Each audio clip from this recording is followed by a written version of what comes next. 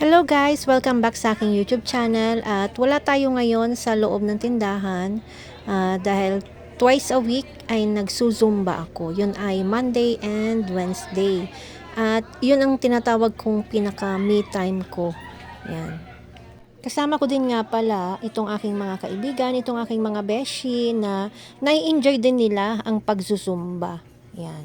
Kaya kami sama-sama dito paahon. Kasi sa bayan pa ito guys, itong pinagdadausan ng Zumba namin, sa bayan pa ito. Yung amin ay laylayan pa sa bukid. Kaya nagbabiyahe pa talaga kami. Minsan hinahatid kami ng asawa ng aking beshi. Yan. Minsan naman, biyahe na lang kami, nagta-tricycle. Kung walang jeep, tricycle. Yan. Iba talaga yung nararamdaman naming saya pag kami nakaka-attend ng Zumba. Yan. At pinibigyan din naman ako ng permiso ng aking asawa na lumabas-tabas kasi nakikita din niya yung nagiging pagod ko sa loob ng tindahan. Yan. Sa pitong araw na yun at iyon din yung aking ginagawa. Kaya matagal na niya akong pinapayagan at sinusoy-soy. Kumbaga dito sa Batangas ay sinusoy-soy na ako daw ay lumabas din, sumama sa aking mga kaibigan, pero ako lang ang tumatanggi. Yan. Kaya ito na lang yung aking ginawa, yung aming Zumba, kasi isa pa para, dahil syempre nagkakaedad na rin tayo, para mabawas-bawasan naman ang mga kolesterol sa ating katawan. Hindi nyo napapansin guys, karamihan ng mga kasama namin dyan ay may mga edad na. Kasi yun ang payo ng doktor sa kanila, magpapawis. Yan. Parang kami lang ng aking mga kaibigan ang medyo bata-bata diyan. Yan. Pero sumasabay din sila at nag-enjoy talaga kami guys. Ito nga pala guys ay 1 hour lamang pero non-stop na dire-diretso. Iinom ka lang ng tubig and then go na ulit. Yan. Kaya walang pahinga, talagang kainaman ng ipinapawis. Kainaman din ang ipinapagod. Pero enjoy naman kahit papaano. Talagang lahat ay masaya after ng Zumba. At talaga namang nailabas na daw lahat ang kanilang mga kinain. At after nyan, uwi na.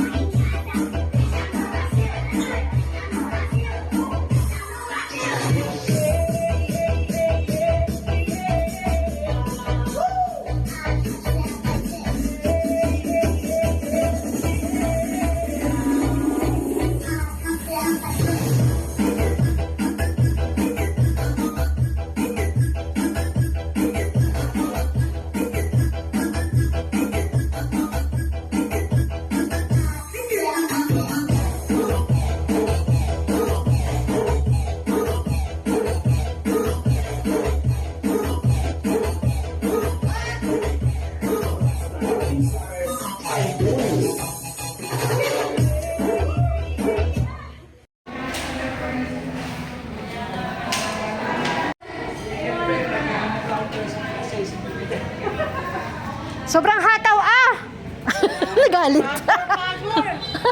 Daming pagod, pawis. Kailangan daw maghapit, pati kami hinapit. Sobrang pawis. Sa padami yan, oh. Tinapay. May sasakyan kaya? Oo. Kami kakain muna. Ikipit ang video.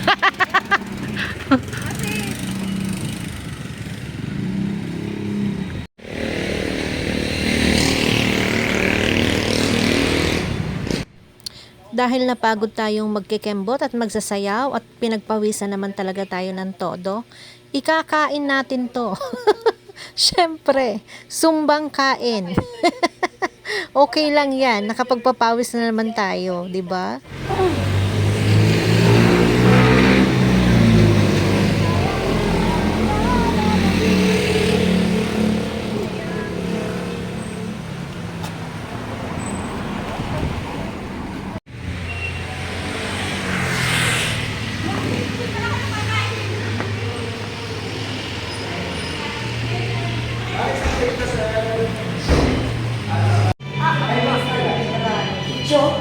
Adlaw po kayo sa third floor. Pwede ba Sabaw. Tahigupin ko para puno.